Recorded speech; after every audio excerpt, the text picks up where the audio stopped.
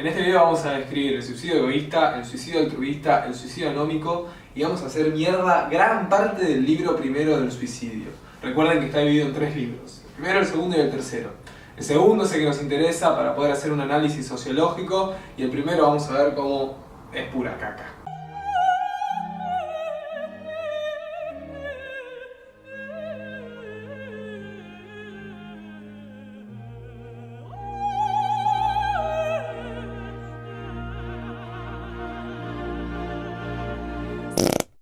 Bueno, como les decía, vamos a estar haciendo un resumen del libro El suicidio de Emil Durkheim.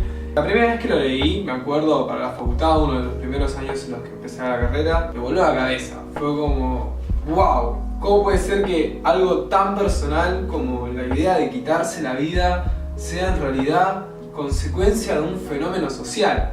Me acuerdo que cuando me dijeron eso en clase me quedé totalmente anonadado. Pero bueno, después de una relectura del libro, algunos años después, me fui dando cuenta que disido un poco con el pensamiento de Emil Durkheim, sobre todo en el libro primero. En el libro segundo me parece excelente, tiene una riqueza sociológica impresionante, pero vamos a ir desglosándolo. Bueno, para arrancar tenemos que ver el prólogo, y en el prólogo vamos a ver cuáles son los enemigos de Durkheim. Los enemigos de Durkheim son los psicólogos y los filósofos, básicamente. Con la filosofía se la va a agarrar con las cuestiones metafísicas. Va a decir que partiendo de premisas que tengan una consecuencia lógica, si no se contrastan con la realidad, tienen que ser nociones totalmente descartadas.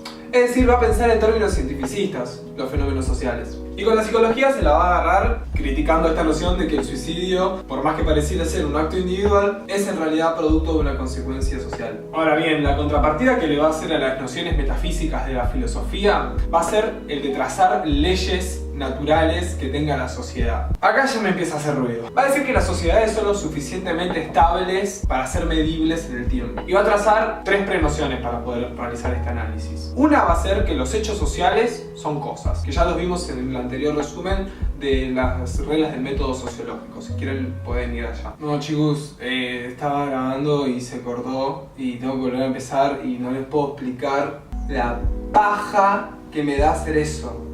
No. Hice como 10 minutos, ¿entendés? Y ya tengo que volver a empezar de cero, malísimo.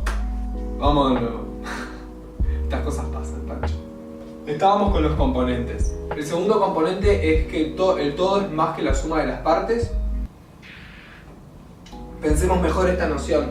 Para Durkheim la sociedad no es el conjunto de individuos. Piénsenlo como si fuese una torta. La individualidad de la torta son los componentes los ingredientes que generan la torta. En la individualidad tenés los huevos, tenés la leche, tenés la harina y no sé qué cosa más lleva una torta. Pero cuando mezclas todo eso, produce algo más, algo superador o algo diferente que los componentes individuales que la integran. Bueno, para Durkheim la sociedad es más o menos lo mismo. Es como una torta. No, mentira, no va a decir eso, Pero bueno, para Durkheim la sociedad es esto, es más que la suma de las partes, el todo es más que la suma de las partes. Cada individuo tiene grados de interacciones diferentes y en esa interacción es donde se ve el todo. Me voy a fijar si esto está filmando porque ya estoy odiando la cámara. Sí, está filmando. Y el tercer componente o la tercera premisa que va a trazar Durkheim acá en este prólogo es que hay como una fuerza moral que rige a la acción del individuo. Esta idea de la fuerza heredada de la física va a tener un peso importante en la lectura de Durkheim respecto a la acción del individuo. Para él hay fuerzas morales, la conducta está regida a través de fuerzas morales. Después lo vamos a analizar con mayor con mayor profundidad, porque es un concepto complejo el de la moral y lo vamos a ver atravesado en casi todas las obras de Emil Durkheim. Bueno, y ya pasando directamente a la introducción, vamos a ver cómo define él el suicidio. Su definición de suicidio es toda muerte que resulta mediata o inmediatamente de un acto positivo o negativo, realizado por la víctima. Es decir, para Durkheim, acá ya empieza a esbozar una idea de racionalidad en el suicidio, diciendo después que hay suicidio cuando la víctima, en el momento en el que realiza la acción, sabe con certeza lo que va a ocurrir. Y retengan esta idea de racionalidad en el acto, retengan esta idea de que la persona que se suicida sabe con anterioridad del acto en sí que está cometiendo, porque lo vamos a ver sobre todo al final del desarrollo del libro primero con la noción de imitación. Bueno, ahora vemos que el conocimiento de la causa conlleva al acto, pero ¿qué más va a decir Durkheim en la intro? Va a decir que no podemos guiarnos de los motivos internos del sujeto, y no, porque ya está muerto, no le podés preguntar al muerto por qué se mató, pero sí podemos fiarnos acerca de construcciones de sentido respecto al motivo por el cual se suicidó. Podemos encontrar la causalidad de su acto. ¿Cómo lo hacemos? Identificando el fenómeno social, extrayendo la parte social de ese fenómeno y acumulando el conocimiento suficiente para poder explicar causalmente ese acto. Vamos a ver en la intro también cómo él dice que la cifra de suicidios no varía, que hay una cuestión tendencial en determinados países. Ese es el primer punto que va a esbozar como argumento para sostener esta idea de que el suicidio se corresponde a un hecho social y no a un hecho psíquico. Él va a ver cómo a lo largo de los años la tasa de suicidios no va a variar tanto. Supongamos que tomamos como ejemplo Francia, porque va a hablar mucho de Francia, y vemos cómo la tasa de suicidios es de 1000 por año. Bueno, al año siguiente hay 1050 personas que se mataron, y al año siguiente 1030 personas que se mataron, o 970 personas que se mataron. La fluctuación de la tasa de suicidios es bastante estable, y él va a decir ahí esta primera noción de que suicidarse no se corresponde al acto individual, sino más bien al acto social, y por sobre todo al medio social, a este terreno, como él lo va a llamar, y que cada país tiene una aptitud propia para el suicidio. Es por eso que en cada país va a haber una tasa propia de suicidio. Bueno, entramos de lleno con el capítulo primero del libro primero, el cual se llama Suicidios y estados psicopáticos. Y ahora vamos a ver una lógica muy repetitiva que tiene Durkheim a lo largo de estos capítulos, en donde acepta determinadas condiciones que generan el suicidio para después refutarlas. Por ejemplo, en este primer capítulo vamos a ver cómo dice que sí, que la gente se suicida por ser loca. Pero después vamos a ver cómo a lo largo del capítulo va a terminar diciendo que no es por la locura por lo cual se cometen los suicidios. Ya de entrada, a mí esta lógica de acepto tu concepto para después refutarlo, a mí no me cabe. Anda al choque de una. Bueno, en este primer capítulo va a decir que la locura es la causa del suicidio. Ahora, ¿qué es la locura para Durkheim? Bueno, la locura es parte de un fenómeno social. Él va a llamar a la locura monomanía. No, chicos, no sé qué pasa, que se corta todo el tiempo. Es la tercera vez que arranco. Ya está, no quiero arrancar más. Bueno, bien, para Durkheim la monomanía es una pasión exagerada y en el orden de las representaciones una idea falsa. Esta monomanía se refiere más bien al síntoma más que a la enfermedad. Vamos a entenderlo con un ejemplo. Para las personas que sufren depresión, él va a decir que la enfermedad es la depresión y el síntoma es, bueno, este aislamiento, esta idea de soledad, del encerrarse en sí mismo. Ese es el síntoma que se refleja a través de la enfermedad. Y la monomanía refiere a eso, al delirio. Como por ejemplo los delirios paranoides que puede tener una persona son síntomas de la enfermedad que padece. Y van a nombrar 4 tipos de suicidios, haciendo referencia a suicidios en base a la locura. Ellos son el maniático, el melancólico, el obsesivo y el ansioso, creo. No, el impulsivo. Yo tengo la traducción que dice ansioso, así que puede ser ansioso o impulsivo. ¿Importan? No, la verdad que no importan estos tipos de suicidios porque están referidos a grados de locura. Pero lo que importa es la pregunta si ¿es la locura lo que determina el suicidio? Y vamos a ver que no, porque existen factores suicidas que no tienen que ver con la locura. Tracemos esta noción, ¿no? De que en la sociedad en la cual Durkheim analiza el tema del suicidio, hay una prenoción de que todo suicida es en realidad un loco, de que la persona que se mata está loca. ¡Loca! Y Durkheim vamos a ver cómo explica esto que sí, de que hay tipos de suicidios que se refieren a la locura, como por ejemplo este es el obsesivo, el impulsivo, el melancólico y el maniático, pero que hay otros tipos de suicidios que no tienen nada que ver con la locura. Como por ejemplo los suicidios por la fe, los suicidios por el amor, los suicidios por el patriotismo. Un soldado cuando recibe una bala por su general, hay un suicidio patriótico ahí, que no tiene nada que ver con la locura. El caso de Romeo y Julieta, que Romeo se mata por amor, o Julieta se mata por amor, no no lo leí la verdad, pero bueno, mueren por amor. Es decir, acá cortar con esta primera idea de que los que se matan son los locos. Y con la segunda idea que va a cortar es que no podemos fiarnos de los sentidos internos del individuo para saber los motivos de su acción suicida, sino más bien tenemos que ver los motivos externos o los motivos de carácter coercitivo. ¿Cuáles son esos motivos externos? Bueno, los hechos sociales, el medio social, etcétera, etcétera. Hasta acá Durkheim todavía no dijo nada acerca del factor social de los suicidios. Solamente está enunciando tipos de suicidio atravesados por la locura. Y por ejemplo, una de las cosas que va a seguir enunciando es otro concepto llamado neurastenia o locura generalizada. Va a decir que hay determinados lugares y tiempos en los que ocurre determinados tipos de pensamiento. Quienes se puedan adaptar más a esos tiempos y lugares van a ser más felices. Quienes menos se puedan adaptar a esos tiempos y lugares van a padecerlo más. Hay una idea de adaptación detrás de la neurastenia. Siempre la relación en este primer capítulo va a ser locura igual mayor tasa de suicidios. Y cómo Durkheim va a negar esa relación, ese vínculo directo. Para negar esa relación va a tener tres argumentos. Y escuchen esto porque hay dos que están buenos, pero hay uno que es terrible, pero terrible mal. Vamos con lo que está bueno primero. Cada cosa que va formulando está respaldado con cuadros estadísticos. ¿Sí? A lo largo de todo el libro vamos a ver una serie de cuadros, lo cual le va a dar solidez a su argumentación. Bueno, un tipo de tendencia que Durkheim ve es la relación edad y locura. Podemos trazar un cuadro estadístico, cuanto más viejo sos, más loco estás. Hay una relación directa entre las personas de mayor edad y las personas que tienen demencia. Pero sin embargo vemos una relación indirecta con la tasa de suicidios, porque los que más se suicidan son los jóvenes, encontrando su pico más alto creo que a la edad de 30 años. Entonces, si hacemos un cuadro estadístico vemos que claramente no se puede hacer un cuadro estadístico con esto, pero bueno, más o menos sirve para reflejar la idea. Supongamos que se pudiese medir el grado de locura, cual no se puede medir, y lo comparamos con la edad, vemos que, según Durkheim, a mayor edad, más locura tenemos. Entonces encontramos que el pico de locura está a la mayor edad que pueda tener una persona. Supongamos que sean 80 años. Entonces, este sería el pico máximo de locura reflejado con la edad. Hay más personas locas viejas que locas jóvenes. Y si cambiamos el cuadro y ponemos acá suicidio en referencia con la edad, vemos que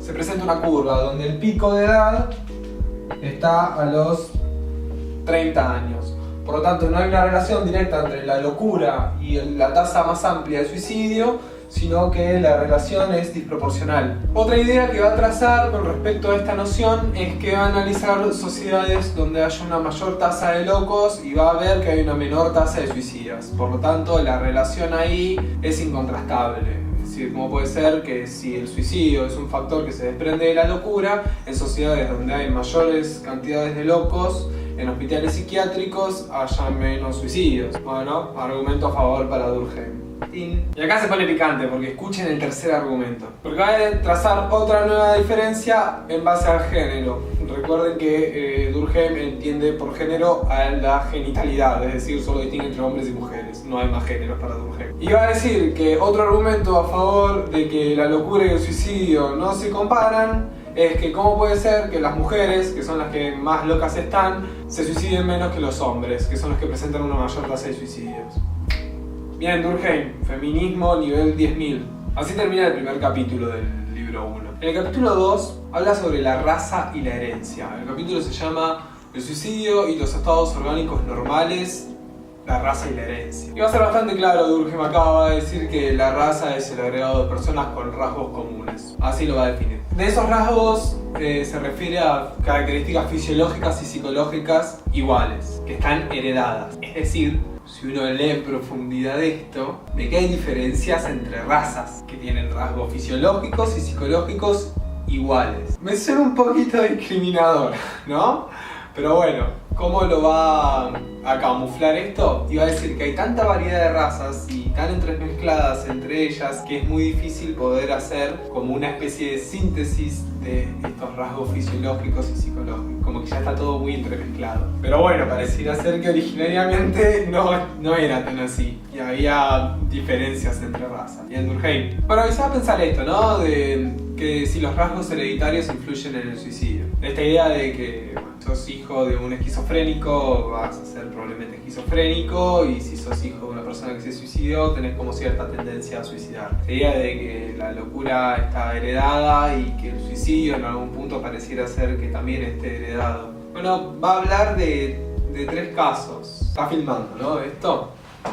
No quiero que me vuelva a pasar lo mismo. De Esquirol, Muró y Farrett. Los 2 primeros casos son de hermanos que se suicidan, no en forma conjunta, sino que se mata uno. Otro se autoadjudica la responsabilidad de la muerte de su hermano y se suicida. Un tercer hermano era médico y no sé qué le pasaba y también se mata. Otro caso, que es el de Muró, también es un grupo de hermanos que se matan. Pero el caso interesante es el de Farrett, que es una pibita de 19 años que se muere el tío y ella empieza a flashear y a pensar que, bueno, tal vez en su sangre es la locura que la va a llevar a suicidarse, la va a llevar a matarse. Y esto se desencadena aún más cuando su padre también se quita la vida. Entonces, esta idea de que ella posee el inevitable destino de quitarse la vida. Y este pensamiento la angustiaba tanto que la madre decide revelarle un secreto, y es que su padre, que se había suicidado, no era su padre biológico. Su padre biológico era otra persona, a la cual la lleva a conocer, y todo este delirio de que ella portaba en sí misma la sangre con la tendencia suicida se le va y continúa con su vida. Bueno, solo una persona entre 1.000.000 tiene lo que llamamos el gene del mal. Lo tenía Hitler, lo tenía Walt Disney y Freddy Diamante. Entonces acá vemos que en estos 3 casos, que si bien los otros 2 los toqué súper por encima, vemos como que estaba re presente la idea de que en el ADN se encuentra el suicidio, y cuando no, cuando en realidad es el medio social, o en este capítulo, como él lo va a llamar, el terreno. Es decir, hay un terreno que le es propenso a las personas a creer esa idea de que ellos portan en sí mismos la sangre del suicida. Y eso los va a conducir a realizar ese acto. Por lo tanto, acá Durkheim desenmascara esta idea de que la herencia no influye al suicidio, sino que más bien es el medio social o el terreno que propicia al suicidio. Entonces vemos en este capítulo como una especie de retorno al capítulo anterior, cuando hablaba acerca de la monomanía. Esta idea de que hay un delirio que expresa en forma de síntoma y que no es la enfermedad. La monomanía es una pasión exagerada y en el orden de las representaciones una idea falsa. Es decir, al caso de este Farrett se le presenta esta idea falsa de que ella porta la sangre del suicida, y cuando se desmantela esa noción puede quitarle el sentido y continuar con su vida. Esta idea de que hay como una especie de determinismo orgánico que genera los suicidios. Bueno, vamos a ver cómo también va a terminar de romper con ese esquema de pensamiento en el capítulo 3, que me encanta el título que le puso, tipo, me lo revendió. Es el suicidio y los factores cósmicos.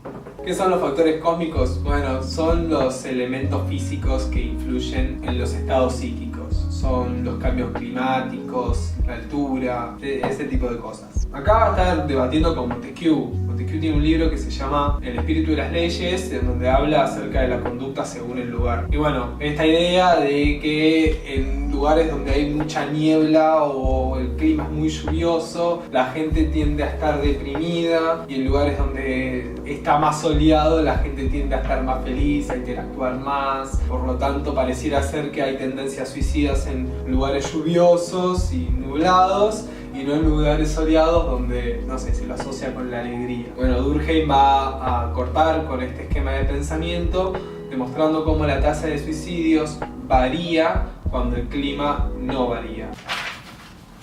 Es importante remarcar que la tasa de suicidios que Durkheim va a estar tomando se corresponde a cantidad de suicidios cada 1000 personas, y no la cantidad total de suicidios en el país, porque si no, no se podría contrastar países entre sí, se podrían comparar, porque hay países que tienen más habitantes que otros, entonces se comparan tasas. Bueno, la idea que va a trazar Durkheim para romper con esta noción de que el clima genera más o menos incidencias en la tasa de suicidios es que él va a reemplazar clima por vida social. Lo que va a decir es que es la vida social lo que hace que que se generen más suicidios, no las condiciones climáticas. Por ejemplo, en Francia, en junio y en julio, en los sectores agrarios, los campesinos tienen que tener mayor interacción con los individuos de la ciudad porque es épocas de paga, es época de compras. Por lo tanto, ese mayor grado de interacción es lo que va a generar un mayor número de suicidios. Lo mismo ocurre con los días otoñales, que duran más, por lo tanto hay mayor actividad social, mayor interacción, y eso se corresponde a una mayor tasa de suicidios. La extensión del día en la ciudad con la artificialidad de la luz hace que la vida social sea aún más prolongada, y eso también va a atenuar, va a ser un atenuante. Otra vez el superfeminista Durkheim va a hablar acerca de las mujeres y va a decir que tienden a suicidarse los fines de semana, ya que durante los días de semana se encuentran refugiadas en su hogar cumpliendo tareas domésticas, y los fines de semana es cuando tienen que salir a interactuar, a pasear, a salir a la calle a interactuar con gente. Por lo tanto, las mujeres van a demostrar una tendencia suicida que demuestra una mayor frecuencia los sábados y los domingos. Bueno, esos son los argumentos que él va a esbozar. A mí mucho, la verdad, no me cuadran. Si bien es cierto que él los respalda con datos estadísticos, a mí no me terminan de cerrar. Lo que sí me gusta y lo que sí rescato de este primer libro es cómo deconstruye tres nociones. Una, que es que lo climatológico no afecta al suicidio, que lo psicológico no afecta al suicidio, y que la herencia racial, no me gusta decir esto, tampoco afecta al suicidio, sino que lo que afecta al suicidio es la misma vida social. Es la sociedad la que tiene una tendencia a suicidarse. Cada país tiene una tendencia propia, no cada individuo. No es ni el cosmos, no es ni la mente, no es ni lo biológico, es lo social. Ese es el resumen que se podría hacer de este primer libro. Muchas disidencias tengo acá con Durkheim. Díganme después ustedes qué piensan en los comentarios, los que lo leyeron, y si piensan que también es así o no. Me re gustaría escucharlos. Bueno, ya de lleno al libro segundo del suicidio, vemos que en el primer capítulo habla acerca del método para poder determinarlos. Digamos que va a decir que solo pueden haber diferentes tipos de suicidios cuando hay diferentes causas que le suceden. Él va a intentar trazar una idea de causalidad entre el acto y el hecho que lo generó. De nuevo, cuando nos referimos a hechos, nos referimos a los hechos sociales que fundaron el acto del suicidio. Estos capítulos son los que tienen mayor riqueza sociológica. Ahora, ¿cómo se pueden estudiar las diferentes causas de un suicidio? En primer lugar, hay que fijarse en la causa inmediata del suicidio. Son las que figuran en las diligencias judiciales y en las tablas estadísticas de los mismos. Ahí van a figurar los antecedentes inmediatos de esos tipos de suicidio. Vendría a ser la información de las personas cercanas a la víctima. Y uno puede ser un poco escéptico respecto a estos informantes porque pueden no revelar realmente la causa del suicidio, ya que la causa muere con el suicida, pero muchas veces ponen luz acerca del porqué. Ahora bien, para entender los 4 tipos de suicidios que Durkheim va a presentar, estos son el egoísta, el fatalista, el altruista y el anómico, hay que entender 2 conceptos muy claves en la obra durkheimiana, que son la integración y la regulación social. La integración hace referencia al grado en el que se comparten los sentimientos colectivos. Es ese momento en el que un algo pasa a formar parte de un todo. Vamos a ver cómo para Durkheim, siguiendo esta idea de cómo afecta la moralidad a la acción del individuo, le va a poner un papel protagónico a la religión como estructura social integradora. Para Durkheim es la fuente fundamental sobre la cual se ordena la sociedad. Acá tal vez estemos trazando un poco con otro libro que ya vamos a abordar, que es La división del trabajo social, y otro donde esta idea también aparece, que son las formas elementales de la vida religiosa. Pero esta idea de moral y de religión como estructuras sociales que ordenan y que integran a los individuos a la sociedad va a estar muy presente. Mientras que la regulación social es el grado de constricción externo de los individuos, sobre los individuos. Y estas son como las 2 palancas de cambio que va a tener Durkheim para poder analizar los tipos de suicidio. Es decir, cuanto mayor grado de integración en la sociedad haya, va a haber determinados tipos de suicidios, y cuanto mayor grado de regulación haya en la sociedad va a haber otros tipos de suicidios. Una sociedad sana es la que mantiene tanto grados de integración como grados de regulación de forma alineada. Por ejemplo, ¿qué ocurre con minorías étnicas, con personas con discapacidades? Una estructura social integradora para esos tipos de individuos van a empezar a presentar comportamientos anómalos. Por ejemplo, un bajo grado de escolaridad polarización generaría esta segregación social y tras encontrarnos con individuos que pertenecen a una minoría en la cual no hay una estructura social que sea funcional para que esos sujetos se sientan integrados, entonces estamos hablando de un suicidio egoísta. Voy a intentar darle un poco más de claridad. Bajo grado de integración desencadena en un suicidio egoísta. Es ese sujeto poco integrado en la sociedad. Es ese típico alumno yanqui que va a la escuela, que caga a tiro a todos y que se termina dando un corchazo. Al estilo de la película Bowling for Columbine. Les voy a dejar una escena por acá. I am a teacher at Columbine High School. There is a student here with a gun. He has shot out a window. Okay, has anybody been injured, ma'am? Yes. Okay. Yes. And the school is in a panic. And I'm in the library. I've got students down under the tables, kids. Heads under the table. I saw a student outside. I was in hall duty. Oh, dear God. Okay. I was on hall duty. I saw a gun. I said, what's going on out there? And he turned the gun straight at us and shot. And my God, the window went out. And the kid standing there with me, I think he got hit. We've got help on the way, ma'am. Okay. Okay. Oh, God. Stay in the line with me. Oh, God. He's shooting in the library right now. He's firing shots from the library. Firing shots in the library. Our way. People are trying to find out where I'm supposed to go, and they put me on hold for an hour. Hi, it's Wendy at CNN still. Ahora, en cambio, el suicidio anómico es lo opuesto. Es un bajo grado de regulación social. Es la falta de norma o incapacidad de la estructura social de proveerle al individuo la posibilidad del cumplimiento y del logro de metas. Esa anomia, que significa falta de ley, es lo que genera ese tipo de suicidio. Una persona que no está regulada. Es el caso, por ejemplo, de embargos de bienes, embargos de hogares por parte de los bancos o injusticias por parte del Poder Judicial. Por ejemplo, se puede entender este tipo de suicidio cuando ocurren crisis políticas o crisis económicas. El caso que da Durkheim creo que es el del embargo de una casa por parte del banco, de forma injustificada. Ahora, el caso opuesto a eso es una sociedad con normas excesivamente rígidas, una regulación, un grado de regulación social muy alto, muy elevado. Eso ocasionaría los suicidios fatalistas, que es otra categoría de suicidios que Durkheim va a describir. Ese individuo decide quitarse la vida porque se siente sumamente oprimido por la regulación social. Sería algo así como el esclavo que se quita la vida. Esa falta de libertad, el no soportar la situación en la que se vive o el grado de opresión en el que se vive.